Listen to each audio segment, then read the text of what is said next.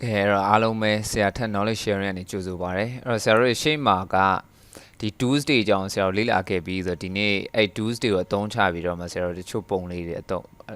ဆွဲကြမယ်ပေါ့နော်။အဲ့တော့ဆရာ file နဲ့ကနေပြီးတော့မှဒီ new ကိုခေါ်လိုက်မယ်ရတယ်။ဆရာတို့ကြိုက်တဲ့စာရွက်ခေါ်ပါနော်။ဆရာအခုလောဆယ် custom နဲ့ပဲတွားလိုက်မယ်။အဲ့တော့ custom နဲ့ကိုတွားပြီးတော့မှဆရာတို့ဒီGoogle ဒီ flat ပေါ့နော်အလန်တန်လေးကြိုက်တဲ့အလန်တန်ကိုသုံးပါဆရာတို့ဒီမြန်မာနိုင်ငံအလန်ကိုအရင်ဆုံးသုံးပြမယ်ပေါ့နော်အဲ့တော့ဒီ VN အလန်တို့ပါလို့ဆိုလို့လွယ်တယ်အဲ့ကြားထဲမှာမှကိုရီးယားတို့ပါလို့ဆိုလို့ရှိရင်နောက်ပိုင်းတဖြည်းဖြည်းနဲ့ဆွဲရလွယ်သွားပါလိမ့်မယ်လောဆယ်ဆရာတို့ဒီမြန်မာအလန်ကိုဆရာတို့ဆွဲကြမယ်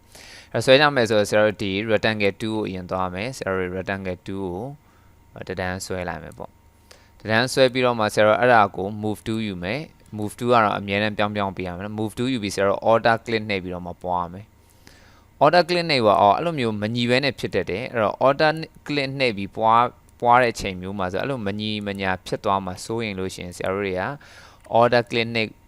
အဲ့မှာမညီမညာဖြစ်မှာဆို shift ကိုဖိလိုက် order click ကိုလည်းဖိထားရမယ် shift ကိုလည်းနှိပ်လိုက်မယ်အဲ့တော့ဆရာတို့အခု key ထဲမှာနှိပ်ထားတာပါလဲဆိုရင်order ကိုလည်းဖိထားတယ် shift ကိုလည်းဖိထားတယ် mouse က click ကိုလည်းဖိထားပါတယ်သုံးခုကိုဖိထားရပါတယ်ပြီးတော့ဆရာတို့လွှတ်လိုက်မယ်အဲတစ်ခုပွားလာပြီနောက်တစ်ထပ်ပွားမယ်ဆိုရင်ဆရာနောက်တစ်ခုနှိပ်တယ် shift ကိုဖိထားမယ်ညီနေအောင်လို့လွှတ်လိုက်မယ်အဲ့တော့ဆရာတို့ဒီမှာသူ့ကိုဆက်လက်ပေးလိုက်မယ်ဆိုရင်ဒါ layer 3ခုပေါ့ layer 1 layer 2 layer 3အဲ့ layer တွေဘယ်မှာသွားကြည့်ရမလဲဆိုဆရာတို့ဒီဘက်မှာတွေ့ရလိမ့်မယ်နော်ညာဘက်မှာ layer ဆိုတဲ့အထဲမှာဆရာတို့အောက်ကဒီဘေးကမြားလေးနေလိုက်အမှ layer 1 2 3ဆိုရင်ပုံ3ပုံပေါ့နော်အဲ့ layer တွေကိုလည်းကစားထားလို့ရတယ်ဆရာတို့တွေအဲ့ layer တွေဆက်လက်ပေးမယ်လို့နော်ဆက်လက်ဖြုတ်မယ်လို့ဆိုဆရာတို့ဒီကနေပြီးတော့မှလာပြီးတော့ဆက်လက်ပေးလို့ရတယ်တွေ့လားဆရာတို့တွားခြင်းတဲ့ layer Photoshop မှာ Photoshop တော့အတိုင်းပဲကွာနော်ဥလောဆယ်ဆရာတို့ဒီ layer တွေကိုပေါင်းလိုက်မယ်ဆိုရင်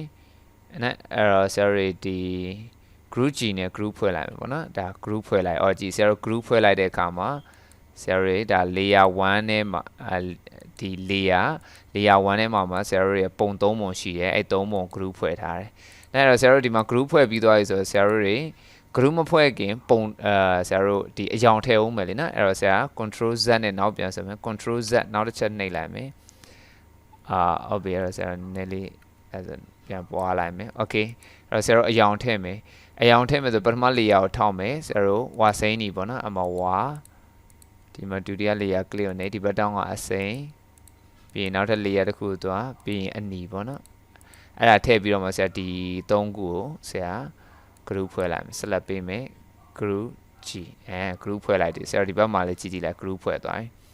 အဲ့တော့ဒီအပေါ်က layer ကဘာလဲဆိုလို့ချင်းဒီ group ဖွဲ့လိုက်တဲ့အခါမှာနောက်ဆုံးပေါ်တဲ့ပုံကိုအပေါ်က layer မှာပြရတယ်နော်โอเคတော့ဆရာတို့ကျယ်လေးတွေထည့်အောင်မယ်ကျယ်ထည့်အောင်မယ်ဆိုတော့ဆရာတို့ဒီဘက်မှာstar 2ကိုယူမယ်ဒီမှာနော်ဆရာတို့ဒီထဲကနေပြီးတော့ rectangle တို့ပေါ့တယ်မှာ star 2ရှိတယ်အဲ့တော့ဆရာတို့တွေ zoom in zoom out လုပ်ချင်လို့ချင်း order ကိုဖိမယ် order ကိုဖိတာနော် order ကိုဖိပြီးတော့ဆရာတို့ mouse ကအလုံးလေးကိုလှည့်တွေ့လား order ကိုဖိပြီး mouse ကအလုံးလေးကိုလှည့်ပြီးတော့လက်ကလေးနဲ့ရွှေ့ခြင်းနဲ့ဆို space bar ကိုဖိmouse လေးနဲ့ရွှေ့လို့ရတွေ့နော်ဘလို့ space bar ကိုဖိလက်ကလေးနဲ့ space bar ကိုဖိ mouse လေးနဲ့ဖိလက်ကလေးနဲ့ရွှေ့လို့ရတယ် zoom in zoom out က order ကိုဖိတာပြီးသွားလို့ရှိရင်ဆရာတို့ mouse ကအလုံးလေးနဲ့လှည့်ပြီးတော့မှ zoom in zoom out လုပ်လို့ရတယ်အဲ့တော့ဆရာတို့ဒီမှာကျယ်လေးကိုဆွဲလိုက်ပြီးနော်ရှစ်ကိုဖိထားလို့ရှင်တဲ့ထွက်တယ်ကွာရှစ်ကိုမဖိထားဘူးလွတ်လိုက်မယ်ဆိုအဲ့လိုလဲနေတွေ့လားဆွေဆောင်းနေဖြစ်တတ်တယ်ကျဲကိုတဲ့ထွက်ခြင်းရှစ်ကိုဖိလိုက်တဲ့လေးထွက်လာကိုကြိုက်ပြီဆိုလို့ရှင်သူ့ကိုအဖြူအောင်ပြောင်းမယ်ဒိုရတီအပေါ်မှာသွားပြီးတော့မှအဖြူအောင်ပြောင်းမယ်ပြီးရင်သူ့ရွှေ့လာမယ်ပေါ့ဒီမှာတင်တယ်အဲ့တော့ဆရာတို့စန်တာကိုဘယ်လိုထောက်မလဲဥပမာပြဆရာတို့ဒီကျဲကိုဒီအလန်တိုင်းရဲ့အလဲကောင်တဲ့မှာထားခြင်းနဲ့ဆိုလို့ရှိရင်အဲ့ကြလို့ရှိရင်ဒီကျဲကိုဆက်လက်ပေးပြီးနောက်က layer ကိုလည်းဆက်လက်ပေးပေါ့နော်ဆက်လက်ပေးပြီးမှဘယ်ဟာကိုမူတည်ထားမလဲဘယ်ဟာကိုမူတည်ထားပြီးဘာကိုရွှေ့ကျင်တာဆရာတို့ကျဲကိုရွှေ့ကျင်တာကွာနောက်ကဒီ background ဝါစိမ်းတွေကိုမူတည်ထားလိုက်တော့မယ်ဆိုလို့ရှိရင်ဆရာတို့ဘယ်လိုလုပ်မလဲပြပြမယ်နော်အရင်ဆုံးကျဲကိုဆက်လက်ပေးပြီးသွားလို့ရှိရင်နောက်ကအလန်တန်ကိုဆက်လက်ပြီးကိုမူတည်ထားမဲ့ဟာကိုနောက်တစ် click တစ်ချက်နှိပ်ပေးရတယ်တွေ့လားမူတည်ထားမဲ့ဟာပေါ်လာပြီဆိုတော့မှဆရာဒီဘက်က align ထဲမှာဆရာဒီအပေါ်မှာလည်းပါပါတယ်နော်ဒီ center ဆိုတာလေးနှိပ်ပေးနော်အဲ့ဒါ center ဆိုတာလေးနှိပ်ပေး đó bị đó lúc đó bị cái lịch lười lười yêu xin xin lấy xe biển biểu mình nó đã lấy show được lúc cô suy cho nên nó cũng yêu nó sẽ là bị lại nè nó cũng long sẽ là bị béo mù tì tham ấy hảo nó để cái lịch trình này đã rồi nó kan background mù tì tham đấy rồiအဲ့ဒါဆိုလို့ရှိရင်ဒီဘက်ကနေ align နဲ့ light ချိန်လိုက်လို့ရှိရင် salary ဒါကျယ်လေးရစံတာကြမယ်ပေါ့အဲ့ဒီ align ကဒီအပေါ်တွေမှာမပေါဘူးဆိုလို့ရှိရင်ဆရာ window တွေကဒီ align box ဆိုတာရှိရနော်ဒီမှာ window ရဲ့ဒီ align ဆိုရှိရအဲ့ဒါလေးနှိပ်လိုက်ဆရာဒီမှာကြာလာလိမ့်မယ်ဒီဘက်ဘေးမှာကြာလာလိမ့်မယ် align ဆိုပြီးတော့နော်ဒီကနေလည်းချိန်လို့ဆရာတို့အပေါ်မှာလည်းပါပြီးသားဆိုတော့လေ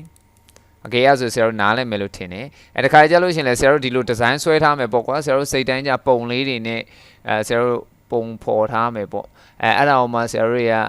နောက်ထပ် design ထဲမှာယူသုံးခြင်းနဲ့ဥပမာပြဆရာ pencil 2နဲ့ဆရာဒီမှာဆွဲခြင်းနဲ့ပုံလေးတစ်ပုံဆွဲလိုက်မယ်ကွာနော်အဲ့တော့ဆွဲခြင်းနဲ့ပုံတစ်ပုံဆွဲလိုက်တယ်ပေါ့အဲ့တော့ဒါမှမဟုတ်လို့ရှင်လဲအခြားပုံတွေပေါ့နော်ဆွဲလိုက်အဲ့တော့ဆရာတို့ဒီအလန်တိုင်းပုံကိုဆရာတို့ဒီထဲကိုရောက်စေခြင်းတယ်အဲ့ဒါဆိုလို့ရှိရင်ဒီနှစ်ခုကိုဆက်လက်ပေးဒီအပေါ်ကအလန်တိုင်းနဲ့ဆရာဆွဲခြင်းတာပန်တူးနဲ့ဆွဲတာကိုဆက်လက်ပေးပြီးသွားလို့ရှိရင် object ထဲကဆရာတို့ဒီပေါ့နော်